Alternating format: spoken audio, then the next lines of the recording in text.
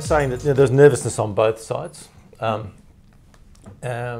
mean, that's, journalists are sceptical people, and they sort of were concerned about what it was going to be like. I think there's always this thought that newspaper people have struggled a lot more with TV than vice versa, but yeah, there was nervousness on... Absolutely. I mean, we've got people who've never worked in newspapers. I haven't. I started as a radio and TV cadet in the ABC, so there was things to learn about newspapers. And I think what we're learning now that we're here is that the understanding of the newspaper and what makes it tick, and the understanding of television and what makes it tick, are what makes journalism tick anyway. So wherever the content is going in the future, if we've got that understanding of the bedrocks of what we do, we're going to be able to create better content and have people who are able to create better content across platforms. And that's what I think. So I don't even think necessarily it's about all of our people writing for the newspaper. It's not about all the paper people doing television at all. Some won't want to.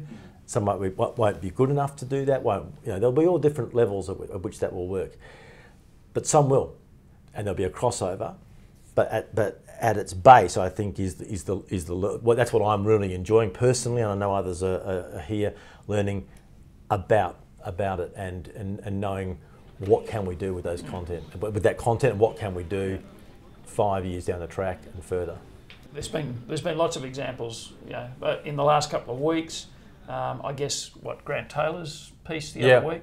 Yep. So Grant, who is a part of the newspaper newsroom now, employee of the West, formerly a Channel 7 reporter. Yep. So he has the TV skills. He has great TV skills. He's a great guy on TV. Broke a story about some immigration department raids here in Perth, where they caught some people who had overstayed their visas by, more than just overstayed, but been here for several years, living in the suburbs of Perth. He went along on the raids because he'd built contacts that enabled him to go along on the raids. Was able to get and shoot video with that. So did the whole thing. So did it for the paper. We decided we'd break the story in the paper in the morning, pointed from the paper to 7 News that night.